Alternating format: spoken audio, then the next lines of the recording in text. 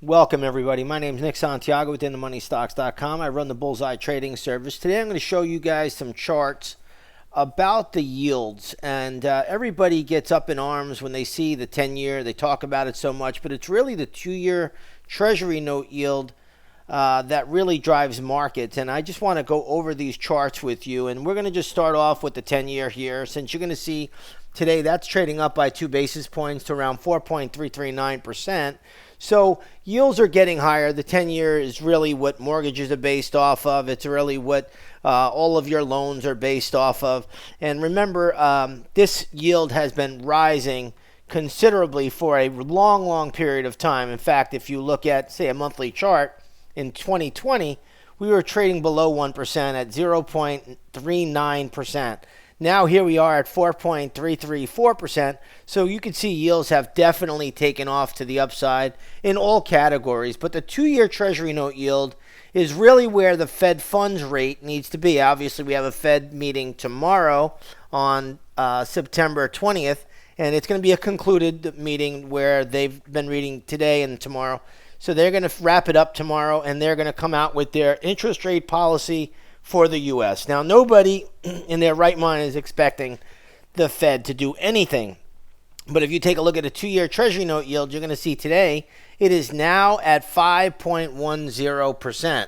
So yields have definitely moved higher here, especially the 2-year Treasury note yield.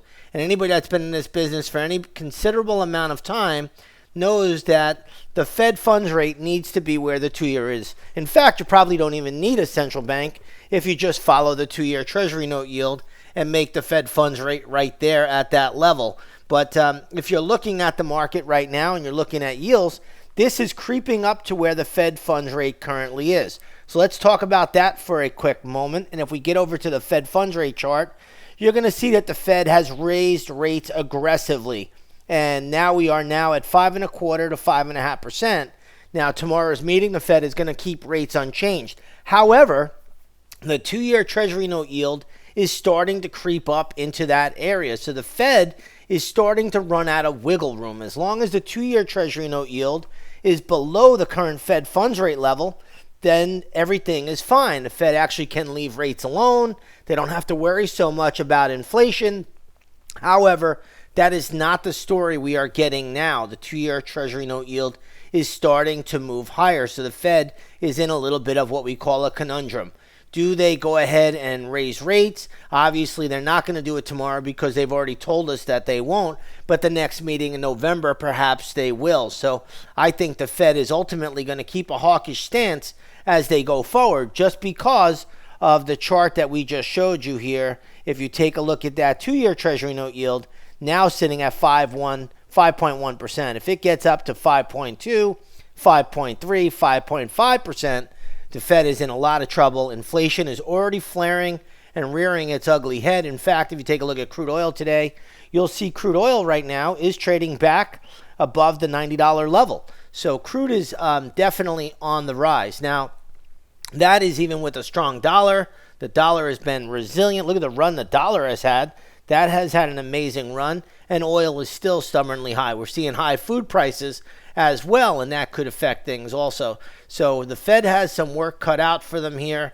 They're going to need to see that 2-year Treasury note yield start to pull back. And if that can happen, then the Fed has some leeway where they could actually leave rates unchanged.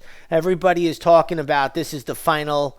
The Fed is done raising rates and they're going to start to cut next year.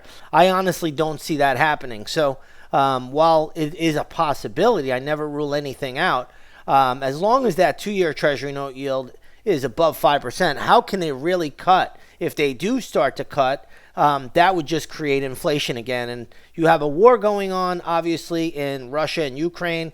A fair case could be made. It's a proxy war going on in other places between Russia and NATO. And then you have possible conflict in China and Taiwan. You have conflict right now in Africa. All of these wars are inflationary. And then if you get any supply chain disruptions, that is inflationary as well. So people need to realize that. And when they understand that, then the market will adjust accordingly also. So this is a time period where, we'll have to wait and see what the Fed has to say tomorrow. Their verbiage is going to be very, very important. But overall, the Fed is really in a very, very tough position with the current 2-year Treasury note yield trading at 5.1%. Now, another question I'm getting from a lot of people is, can the stock market go higher if bond yields go higher?